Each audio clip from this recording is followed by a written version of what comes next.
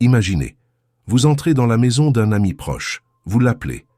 Pas de réponse, vous descendez au sous-sol, et là, horreur absolue, votre ami gîte au sol, une mare de sang s'étendant sous sa tête. Panique, cris, appel au 911. Un crime terrible vient d'être découvert. Un crime de passion, un meurtre prémédité, ou juste un gars qui ne voulait surtout pas que sa femme découvre ses petits secrets. Ce qui est certain, c'est qu'une mauvaise gestion du placard peut littéralement vous envoyer en prison à vie. Aujourd'hui, on revient sur l'affaire troublante et tordue de David Kinney et Brad McGarry, une histoire où mensonges, trahison et balles dans la nuque s'entremêlent dans un scénario digne d'un thriller. Sauf que cette fois, c'est bien réel. Alors, asseyez-vous, attachez votre ceinture et préparez-vous à plonger dans cette histoire aussi tragique que sordide. Et surtout, avant qu'on entre dans les détails croustillants, pensez à vous abonner, à liker et à partager cette vidéo. Parce qu'après tout, mieux vaut être au courant de ces affaires avant de faire confiance à son meilleur ami, non? Bienvenue dans cette nouvelle enquête de Mystérieuses Affaires Criminelles TV. C'est parti. David Kinney, un jeune homme comme tant d'autres, menant une vie paisible, presque anodine. Rien ne laissait présager qu'un simple anniversaire allait bouleverser son existence. À l'aube de ses 21 ans, sa mère, désireuse de marquer ce passage symbolique à l'âge adulte, a organisé une grande fête en son honneur. Rire, musique, effervescence. La maison vibrait sous l'énergie des invités, inconscients que cette soirée allait sceller le destin de David. Parmi les convives, une femme a attiré son regard. Chérie, belle, charismatique et mère célibataire de 3 enfants. Dès qu'il a posé les yeux sur elle, quelque chose d'indéfinissable s'est opéré en lui. Était-ce son sourire, son regard empreint de vécu, ou simplement cette aura qui semblait l'envelopper? Peu importait. Il était captivé, irrémédiablement. Au fil de la soirée, leur complicité s'est tissée avec une évidence troublante. Les mots s'échangeaient avec fluidité, les regards se croisaient avec intensité. Puis, au petit matin, David n'a plus eu aucun doute. Il s'est confié à sa mère avec une ferveur inhabituelle. Il venait de rencontrer l'amour de sa vie. Et il était prêt à embrasser cette relation, prêt à faire de Chérie et de ses enfants sa famille. Mais l'enthousiasme de David n'a pas fait l'unanimité. Autour de lui, certains ont murmuré. Épouser une femme avec 3 jeunes enfants, à peine 21 ans, une responsabilité colossale, un engagement qui en aurait terrifié plus d'un. Mais David, lui, ne s'est pas laissé influencer. Il n'était pas un homme qui reculait devant un défi, surtout lorsqu'il s'agissait de ceux qu'il aimait. Conscient qu'aimer ne suffisait pas, il a pris une décision radicale. Pour offrir un avenir stable à sa nouvelle famille, il s'est inscrit à une formation de mineur de charbon. Un métier exténuant, dangereux, où chaque descente sous terre pouvait être la dernière. Mais qu'importe le risque, ce travail lui permettrait de subvenir aux besoins des siens. Et ça valait tous les sacrifices.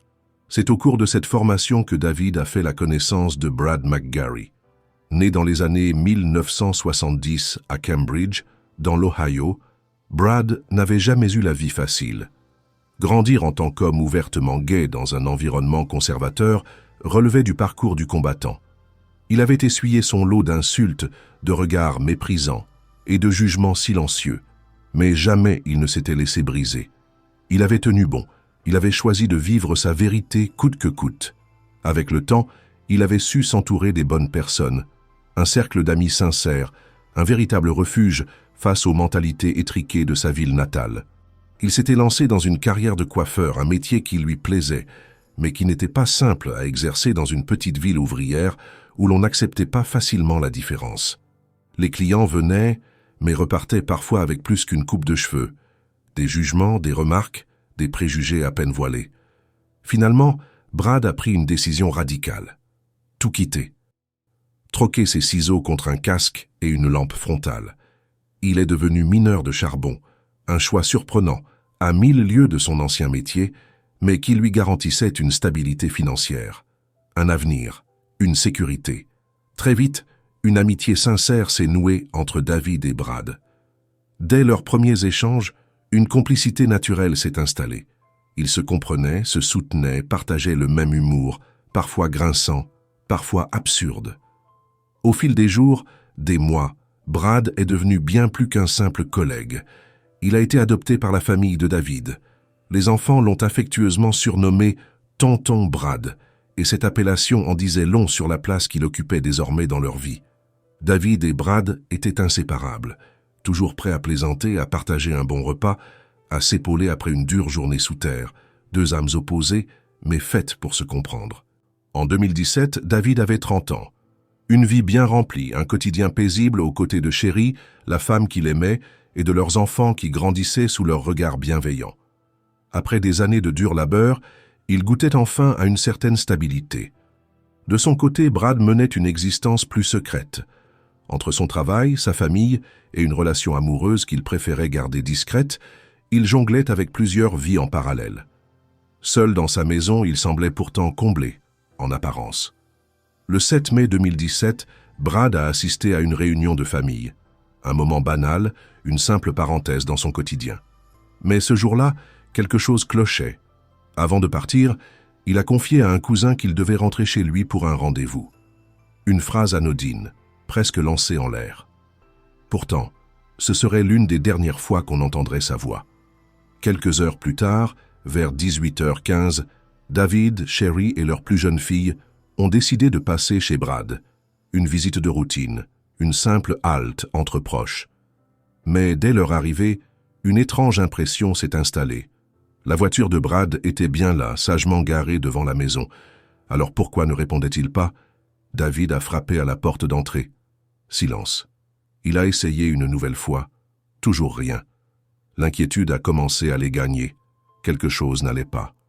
Déterminés à comprendre, ils ont contourné la maison et ont découvert que la porte de service n'était pas verrouillée. Un détail anodin ou une invitation silencieuse à entrer. David a sorti son téléphone. Il a composé le numéro de Brad, espérant entendre sa voix. Un bruit, quelque chose. Mais seule une chape de silence lui a répondu. Un silence épais, anormal. Son estomac s'est noué. Ce pressentiment, ce fichu pressentiment. Il a pris une décision, il est entré. Dans la maison, l'ambiance était étrange. Pas de signe de lutte, pas de chaos apparent. Mais un vide pesant. Sherry, de son côté, a décidé d'explorer l'étage. C'est alors que tout a basculé. En descendant au sous-sol, David s'est figé. Son cœur a raté un battement. Là, devant lui, Brad gisait au sol. Une mare de sang s'étalait autour de son corps inerte. L'horreur s'est abattue sur lui comme un coup de massue. Un hurlement viscéral lui a échappé. Un cri qui n'avait pas besoin de mots pour être compris. Sherry, alertée, s'est précipitée vers lui. Lorsqu'elle a posé les yeux sur la scène, elle a vacillé. Une vision de cauchemar, du sang. Trop de sang. Sans perdre une seconde, elle a saisi son téléphone et a composé le 911. Quelques instants plus tard, les autorités ont été alertées. Brad McGarry venait d'être retrouvé mort, abattu d'une balle fatale. Lorsque la police est arrivée sur les lieux, elle a trouvé David et Sherry bouleversés, encore sous le choc de leur macabre découverte. La voix tremblante, ils ont raconté comment ils étaient venus prendre des nouvelles de Brad et ont été confrontés à une tragédie inimaginable.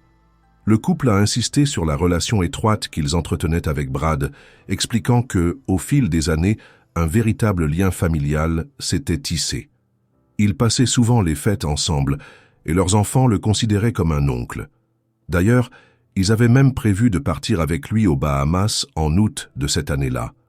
Interrogés sur d'éventuels ennemis ou des tensions récentes dans la vie de Brad, David et Sherry ont mentionné qu'ils venaient tout juste de mettre un terme à une relation mouvementée avec un homme prénommé Scotty, dont ils ignoraient le nom de famille. D'après eux, cette relation avait été marquée par de nombreux conflits et des disputes fréquentes, parfois explosives. Après avoir recueilli ces premiers témoignages, les enquêteurs ont entrepris d'examiner minutieusement la scène de crime. Dans le sous-sol, ils ont découvert le corps de Brad, face contre terre, baignant dans une large mare de sang. D'un simple coup d'œil, il était évident qu'il avait été abattu, une blessure béante à la tête ne laissant aucun doute sur la violence de l'attaque. Malgré les évidences, les policiers ont d'abord envisagé l'hypothèse que Brad traversait une période difficile et aurait pu mettre fin à ses jours. Cependant, lorsqu'un expert médico-légal est arrivé sur place, il a immédiatement posé une question cruciale. Avait-on retrouvé une arme? La réponse des officiers a été négative, sachant que, dans la majorité des suies par arme à feu, la victime tombe sur l'arme après le tir. L'équipe médico-légale a décidé de retourner le corps de Brad pour en avoir le cœur net. Mais en le retournant, ils n'ont trouvé aucune arme à proximité. L'hypothèse du suie venait d'être balayée en un instant. Pendant que les enquêteurs poursuivaient l'examen des lieux, ils ont tenté de reconstituer le déroulement des événements. Un détail leur a immédiatement sauté aux yeux. La maison semblait avoir été fouillée, mais d'une manière étrange. La cuisine était sans dessus-dessous, plusieurs tiroirs grands ouverts, et le salon était lui aussi dans un état chaotique. Face à ce désordre apparent, les policiers ont d'abord pensé à un cambriolage qui aurait mal tourné. Brad aurait-il surpris un intrus et payé de sa vie? Ou s'agissait-il d'une mise en scène pour détourner l'attention de la véritable raison de ce meurtre? Cependant, en approfondissant leur inspection, les détectives ont rapidement constaté que rien de valeur n'avait été volé, malgré la présence de plusieurs objets précieux qui auraient pu attirer un cambrioleur. Brad était un collectionneur d'art de style rural, et sa maison contenait de nombreuses pièces de valeur. Pourtant, ni les œuvres d'art, ni la télévision, ni même l'argent éparpillé sur le sol n'avaient été emportés. Cette incohérence a renforcé la conviction des enquêteurs. La mise en scène d'un cambriolage n'était qu'un leurre, destiné à détourner leur attention du véritable mobile du crime. Face au profil de Brad, un homme ouvertement gay travaillant dans une mine de charbon, la police a envisagé la piste d'un crime haineux. Aurait-il suscité l'hostilité de certains collègues conservateurs? Mais après avoir interrogé plusieurs mineurs, les détectives ont été surpris par leurs témoignages. Tous décrivaient Brad comme un homme apprécié et respecté. Il n'y avait aucune trace de tensions ou de conflits liés à son orientation sexuelle. Cette hypothèse a donc été rapidement écartée. Les enquêteurs ont alors concentré leurs efforts sur l'entourage proche de Brad. Ils ont interrogé ses amis et sa famille pour établir une chronologie des événements et recueillir un maximum d'informations. Le témoignage de David et Sherry s'est avéré crucial. Ils avaient mentionné que Brad venait de mettre fin à une relation toxique avec un certain Scotty, un nom qui est rapidement revenu lors des autres interrogatoires. C'est Wendy, une amie proche de Brad, qui a confirmé cette information. Selon elle, Scotty était une mauvaise influence et leur relation était devenue de plus en plus inquiétante. Elle avait même essayé de persuader Brad de s'en éloigner en vain. Fort de ces nouveaux éléments, les détectives ont obtenu le nom complet de Scotty et se sont immédiatement rendus à son domicile pour l'interroger. Cependant, en arrivant au domicile de Scotty, les enquêteurs ont été accueillis par sa mère qui leur a révélé une information inattendue. Scotty était en prison depuis 3 mois pour violation de probation. S'il était physiquement impossible qu'il ait commis le crime, les détectives n'ont pas immédiatement écarté son implication. Aurait-il pu orchestrer le meurtre depuis sa cellule, avec l'aide d'un complice? Pour en avoir le cœur net, la police s'est rendue à la prison pour informer Scotty de la mort de son ex-petite amie et observer sa réaction. À l'annonce de la nouvelle, Scotty a paru sincèrement bouleversé.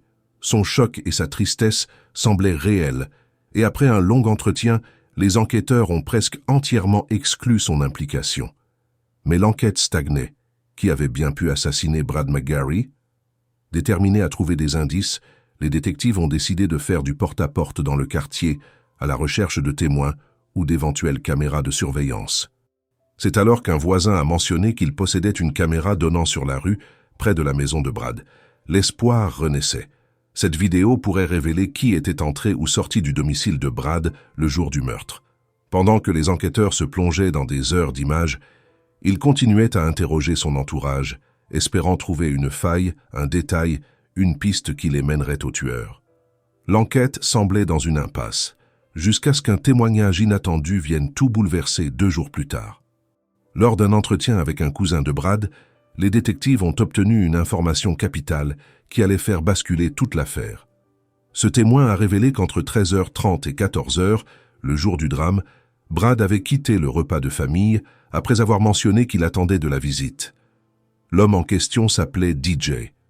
Avec un sourire en coin, Brad avait même plaisanté en disant qu'il comptait faire une sieste avec son invité, laissant entendre que leur relation était d'ordre intime. Mais ce n'est pas tout. L'enquête avançait, et avec elle, une vérité troublante commençait à émerger. Lorsqu'ils ont interrogé le cousin de Brad, Celui-ci leur a révélé un détail capital. Peu de temps avant sa mort, Brad lui avait confié un secret lourd, brûlant, dangereux. Brad entretenait une relation avec un homme marié, un homme qui, malgré les années, n'avait jamais eu le courage de faire son coming out auprès de son épouse. Un homme qui jonglait entre deux vies parallèles, réussissant jusqu'à présent à maintenir l'illusion d'un équilibre fragile. Cet homme, Brad l'appelait DJ. Les enquêteurs ont immédiatement voulu savoir qui se cachait derrière ses initiales. Mais le cousin s'est fermé, hésitant, mal à l'aise, comme s'il s'apprêtait à trahir une promesse sacrée. Les officiers ont insisté. Pressé de questions, le cousin a tenté de résister. Pendant quelques instants, il a pesé le poids de ses mots, jusqu'à ce qu'il cède. Et là, son aveu a résonné comme une explosion dans la salle d'interrogatoire. DJ, c'était David Kinney. Le même David Kinney qui, quelques heures plus tôt, avait prétendu être anéanti en découvrant le corps de Brad. Le même David Kinney qui s'était présenté aux enquêteurs comme son meilleur ami. Le même David Kinney qui menait une vie de famille exemplaire aux côtés de Sherry et de leurs enfants. Le silence s'est installé dans la pièce. L'officier chargé de l'interrogatoire est resté figé, stupéfait. L'information était énorme. Un instant de doute a plané. Peut-être que le cousin se trompait. Peut-être que Brad lui avait raconté une histoire qu'il avait mal interprétée. Mais non, il n'a pas hésité une seule seconde. Sa voix a claqué dans la pièce, sans appel. David était le seul homme dont Brad m'avait parlé. Les détectives ont plus tard confié que tout leur avait semblé limpide au moment où ils avaient découvert que DJ et David ne faisaient qu'un. Jusque-là, David était perçu comme un témoin clé, un ami dévasté par la perte brutale de Brad. Il s'était montré bouleversé, endeuillé, sincère, mais cette révélation changeait tout. En un instant, David Kinney est passé du statut de témoin à celui de suspect numéro 1. Les enquêteurs savaient qu'ils devaient agir avec subtilité pour ne pas éveiller ses soupçons. Sous prétexte de vouloir récupérer des photos en lien avec la scène de crime, ils ont convaincu David de leur remettre son téléphone portable. En réalité, ils cherchaient deux choses. Vérifier si son téléphone avait été localisé chez Brad au moment du meurtre. Trouver des preuves d'une relation amoureuse entre les deux hommes. L'analyse des données de géolocalisation a confirmé un élément accablant. Le téléphone de David se trouvait bien chez Brad au moment exact où ce dernier avait été abattu. La façade du mari fidèle et du meilleur ami loyal venait de s'effondrer. Bien que David ait pris soin d'effacer certains messages compromettants, une analyse approfondie a permis d'exhumer des textos entre lui et Brad. Ces échanges confirmaient sans équivoque leur relation intime. Pendant ce temps, l'équipe chargée d'examiner les vidéos de surveillance du voisin a fait une découverte déterminante. David s'était bien rendu chez Brad peu avant l'heure estimée du meurtre. Un détail intrigant a particulièrement attiré l'attention des enquêteurs. Il n'était pas venu avec son propre véhicule, mais avec la voiture de sa femme. Les policiers ont alors minutieusement analysé son passage. Il est resté environ 40 minutes dans la maison avant de repartir. Quelques heures plus tard, il est revenu en camionnette, cette fois accompagné de sa famille, sous le prétexte de rendre un coupe-bordure que Brad aurait demandé. En recoupant ces éléments avec la géolocalisation de son téléphone, les enquêteurs avaient désormais une certitude absolue. David avait bien été chez Brad avant et pendant l'heure du crime. L'heure était venue de le confronter à la vérité. Face aux preuves accablantes, David n'a eu d'autre choix que d'admettre s'être rendu chez Brad le jour du meurtre. Mais au lieu de dire la vérité, il a changé de version encore et encore, tentant désespérément de brouiller les pistes. Au fil de l'interrogatoire, il a avancé jusqu'à 7 ou 8 versions différentes des faits, se contredisant à chaque fois. À un moment donné, il a affirmé qu'un mystérieux troisième homme se trouvait dans la maison lorsque Brad a été tué. Selon lui, une dispute aurait éclaté, et cet inconnu aurait ouvert le feu sur Brad avant de le menacer pour qu'il garde le silence. Mais les enquêteurs ne s'y sont pas laissés prendre. Ils lui ont clairement fait comprendre que son récit ne tenait pas debout. Pris au piège, David a encore modifié son histoire, s'enfonçant un peu plus dans ses propres contradictions.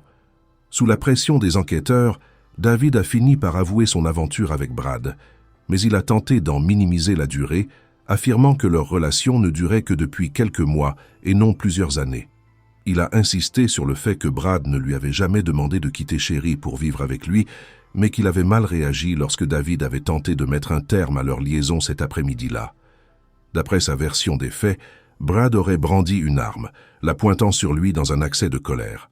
Pris de panique, David aurait tenté de désarmer Brad. S'en est suivi une lutte physique au cours de laquelle il aurait réussi à s'emparer du pistolet avant de lui tirer une balle en plein front.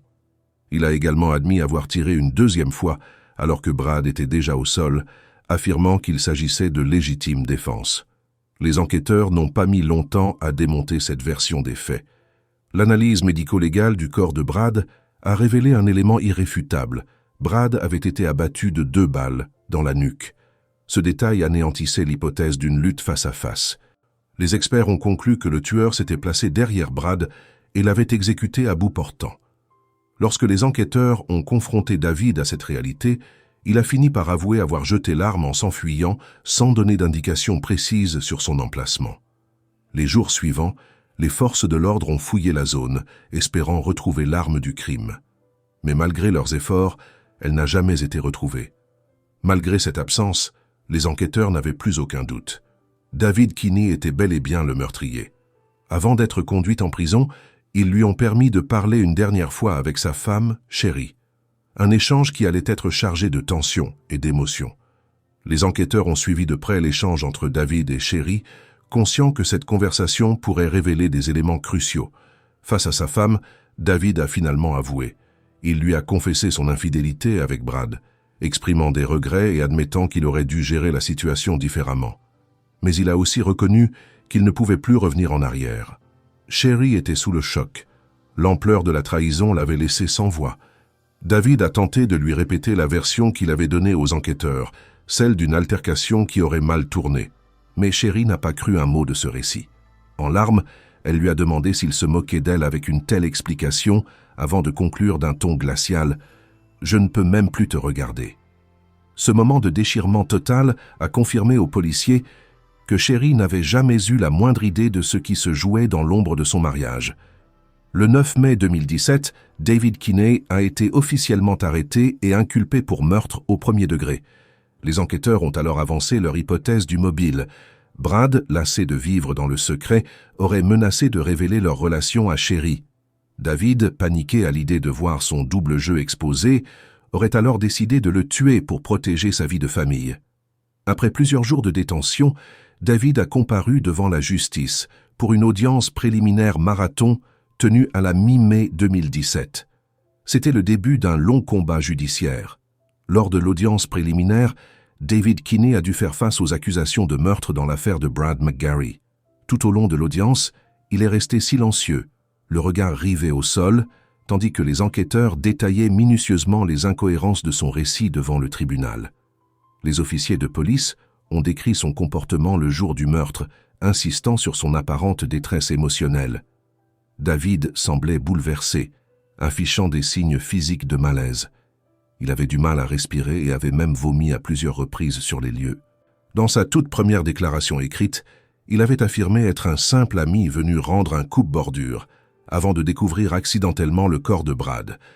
Mais l'enquêteur principal a ensuite présenté sa dernière déclaration, celle où David avait admis avoir tiré sur Brad, sous prétexte d'une altercation qui aurait mal tourné. L'un des moments les plus accablants de l'audience a été la présentation des résultats de l'autopsie. Les experts médico-légaux ont confirmé un fait irréfutable. Brad avait reçu 2 balles dans la nuque. Cette découverte anéantissait totalement la thèse de la légitime défense. Un tir dans le dos n'est pas compatible avec une lutte frontale. Autre élément troublant, l'arme du crime n'a jamais été retrouvée malgré les recherches intensives des enquêteurs. L'avocat de David a pris la parole pour tenter de réorienter le débat. Il a insisté sur le fait que David ne représentait aucun danger pour la société. Il a plaidé que le meurtre de Brad résultait d'un contexte unique et émotionnellement chargé. Il a affirmé que si un crime avait été commis, il s'agissait d'un homicide involontaire et non d'un assassinat prémédité. Il a maintenu la version de la légitime défense, tentant de convaincre le tribunal que David n'avait eu d'autre choix que de tirer. Pendant ce temps, David est resté mutique, figé, tandis que les témoins défilaient à la barre.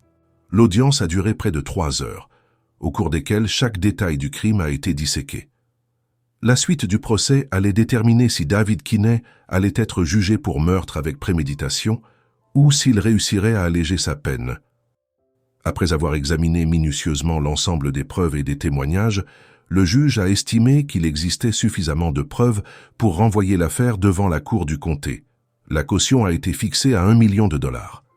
Immédiatement, l'avocat de la défense a demandé une réduction, arguant que David était dans l'incapacité totale de payer une telle somme. Le juge a refusé la requête. Quelques semaines plus tard, la défense de David a déposé plus d'une douzaine de requêtes, parmi lesquelles une nouvelle demande de réduction de caution. L'audience a rassemblé de nombreux proches et amis de David, venus en nombre pour manifester leur soutien. L'avocat a plaidé pour une réduction de la caution à $250 000, un montant que la famille Kinney pourrait réunir. Pour appuyer sa demande, il a fait appel à plusieurs témoins clés: Sherry, l'épouse de David, sa mère, son beau-père, son père adoptif. Tous ont dressé le portrait d'un homme droit, travailleur et responsable. Un mari aimant, un père dévoué, un homme profondément impliqué dans sa famille. Sherry elle-même a témoigné, insistant sur le fait que David avait été un pilier pour elle et ses 3 enfants durant les 10 dernières années, malgré le fait qu'il n'était pas leur père biologique. Elle a décrit un homme stable, attentionné et aimant, espérant influencer la décision du juge en sa faveur. Mais ces témoignages suffiraient-ils à convaincre la justice d'alléger la caution de David Kinney? La décision était entre les mains du juge. Lors du contre-interrogatoire, Sherry a été questionnée sur les événements du 7 mai, lorsque David les avait emmenés, elle et leur fille, chez Brad. Elle a répété ce que David lui avait dit ce jour-là, qu'ils allaient simplement rendre un coupe-bordure à Brad. Le juge lui a demandé si son mari avait agi étrangement ce jour-là. Sherry a répondu qu'elle n'avait rien remarqué d'inhabituel. Elle a raconté leur arrivée chez Brad. Ils ont frappé à la porte sans réponse. Ils ont trouvé la porte arrière ouverte. La maison semblait saccagée. David est descendu au sous-sol avant de crier à Sherry d'appeler le 911. Après avoir entendu tous les arguments, le juge a tranché. Les témoignages sur la personnalité de David ne justifiaient pas une réduction de la caution. Le juge a insisté sur un point troublant. David avait amené sa femme et sa fille dans une maison où il savait pertinemment qu'un cadavre les attendait. Il leur avait menti avec aplomb, prétendant qu'il n'était qu'un ami inquiet venu vérifier si Brad allait bien. Le maintien de la caution à $1 million a été confirmé. Plus tard, le procès de David Kinney s'est ouvert. Il a duré 1 semaine et a exposé en détail les preuves accablantes contre lui. L'accusation a présenté plusieurs éléments clés. La vidéo de surveillance du voisin, montrant David arrivant chez Brad juste avant le crime et revenant plus tard avec sa famille. Les images des caméras piétons des policiers où l'on pouvait clairement voir que David avait menti dès le départ sur son lien avec la victime. Mais un élément de preuve a semé le doute: l'analyse ADN. Un expert médico-légal a dévoilé les résultats des analyses ADN retrouvées sur la scène du crime. Un préservatif usagé a été découvert. Brad McGarry était identifié sur l'extérieur, mais l'ADN à l'intérieur appartenait à un homme inconnu. Aucune trace d'ADN de David. Cette révélation a provoqué une controverse, car elle contredisait la théorie principale des enquêteurs. Jusqu'ici, la police avait soutenu l'idée que David avait tué Brad pour empêcher qu'ils ne révèlent leur relation secrète. Mais si David et Brad avaient bien eu un rapport ce jour-là, pourquoi l'ADN de David ne figurait-il pas sur la preuve clé? Le grand débat: assassinat prémédité ou crime passionnel? Un détective a témoigné, maintenant fermement la version de l'accusation. David aurait attiré Brad chez lui sous prétexte d'un rendez-vous intime. Il l'aurait ensuite exécuté froidement pour préserver sa double vie.